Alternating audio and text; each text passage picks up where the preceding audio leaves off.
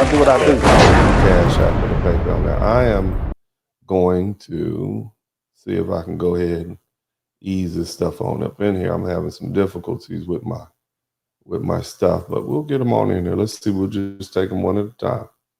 Country used to be so terrified of their slaves that they used to have nightmares about their throats being cut and their food being poisoned. They were so. All right. So this young lady is talking about the reality of owning slaves. So we always contemplate that if you guys can hear this, hit the number one button.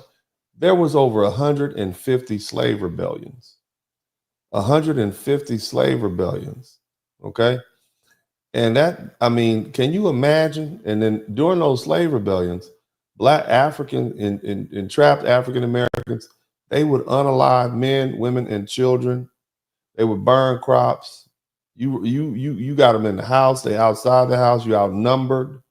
You understand what I'm saying? So what did they have to do? On top of that, you had the Native Americans you had to deal with. Shout out to the First Nation. And so they would put the poor whites as a buffer between themselves and when I say they, I'm talking about the upper class. They would put the poor whites as a buffer between themselves and the enslaved Africans and themselves and the frontier, which was the where the First Nation, where the Native Americans were. And so they would just send them out there to be slaughtered. Notice how it was always, typically, it was the overseer who did the dirty work. And if he was white, some poor white boy, and had him down there doing the dirty work, and master was able to keep his hands clean. Because at the end of the day, he wanted you to redirect your anger and attention on this white dude who's poor, who lives out there in a little shack down from the slave quarters, as opposed to him. Get him first. So they, even then, they were always willing to throw poor whites under the bus, empowering him. Yeah, you're in power. Yeah, yeah. Oh, Dave, you're in power. Yeah, you go out there and make sure my N-words are doing their work. And so that gave him a sense. He might be dirt poor, as poor, if not poor, than some of the Black African people Black people who were enslaved. Nevertheless, it made him feel good about himself. But this was the constant threat. So terrified of their slaves because they had known in 1750s America, every white person knew some other white person who was killed by their slave or another slave. It was so bad that white people in South Carolina asked their governor sometime in the 1750s, stop importing these Africans. We might die. Yeah. You understand that? This is what ended the slave. A lot of white people were. This is what ended the slave trade. Not because of something somebody else did. It's because the Black people here were in constant uprisings. The reason that we had to get the reason that there was a civil war and slavery had to end is because you got Black people who refuse to be slaves. They're not cooperating. They're going to tear this country apart. So I don't care what anybody says. Eventually, either they were going to give us our freedom or we were going to tear this country apart. That's what you need to understand. People always say, make you think that Black folk during slavery just was walking around there with their head down the whole time.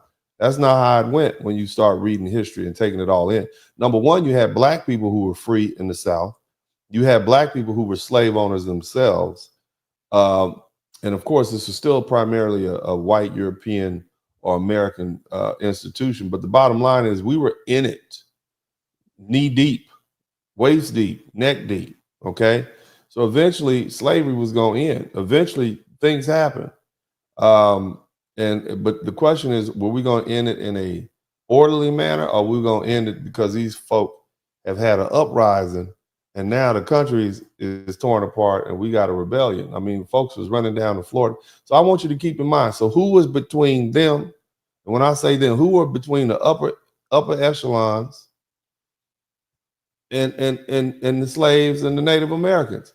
It was the poor whites. They were trash. They literally treated like throwaway. You were trash. You were a throwaway. I mean, and it's interesting that they have that term for them. But let's keep listening. Dying all the time because of how many, because the African slaves outnumbered the white settlers. Mm-hmm. And the South Carolina governor said to them, we might die, but we're making too much money. You might have. You're gonna make this money. We're gonna make this money. You might die, but we're gonna keep making this money. We ain't gonna worry about you per se. We got to get this paper, okay, neighbor. That's what we're gonna do. So think about that. So they're willing to throw them out there. So here's another one I want you guys to check out the income that is considered poverty level in 2025. It's pretty interesting, to say the least. According to the Bureau of Labor Statistics, grocery prices have surged 28% since 2019. Gas prices have surged more than a third over the same time period. Okay, let's let her finish. 31% more on their leases than they were 6 years ago. Now, with saying that, let me explain how the poverty line is defined. The poverty line is established to determine the minimum income a person or a household needs to fulfill their basic requirements. Meaning, it's a lot of poor people out there who can barely make it, and that's going to explain why we have 90 million white people taking up welfare. Food, clothing, and shelter. And the U.S. Census Bureau is directed each year to establish the poverty threshold. There is very little information available on how they form their calculations. But what is known is the calculation increases as the family size increases. Mm-hmm. Now that I got that out the way, the poverty line for an individual in the United States outside of Alaska and Hawaii is $15,650 a year. A household of 2 is $21,150. A household of 3 is $26,650. How is one to afford basic necessities, food, clothing, and shelter, plus inflation, off of $15,650 a year? So basically, these poor people, these white folk out here, and it's not just white people, it's a lot of poor people, but they're $15,000 is what some of these people are making a year. That's what they're bringing in. Okay.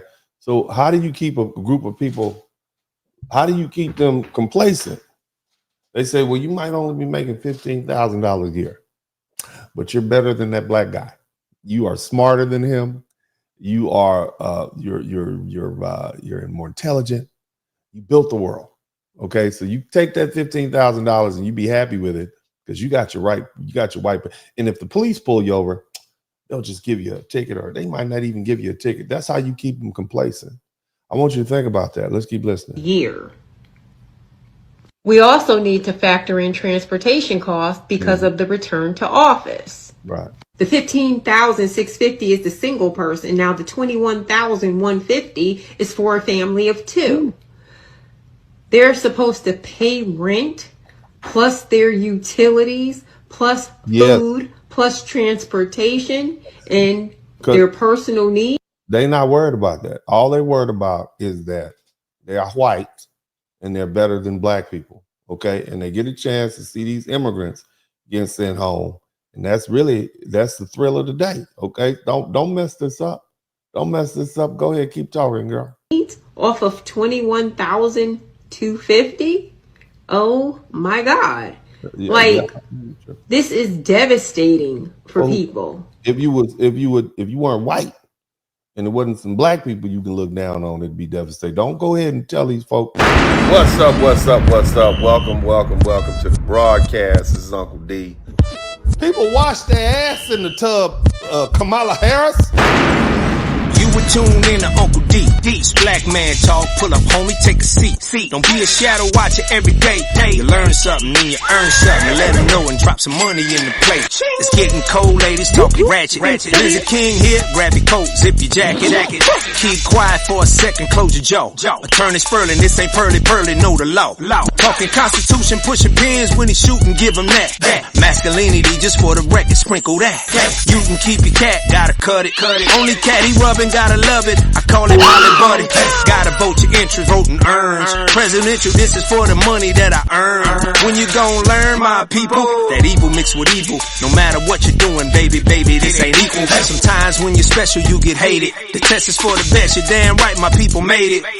Uncle D, Blizzard King, you been served, gotta notice now. Black men out here know we winning, gotta hold it now.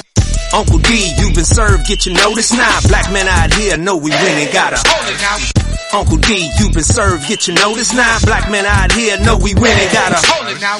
Uncle D, you been served, get your notice now. Black men out here know we winning, gotta hold it now. Hey man, I'll do what I do. Somebody need to whip your ass. Get up and whip him, Sweets. Hey, don't be putting the money in my hand all rough. Take your ass out here. You buy you a Flowbee and cut your own damn hair from now on.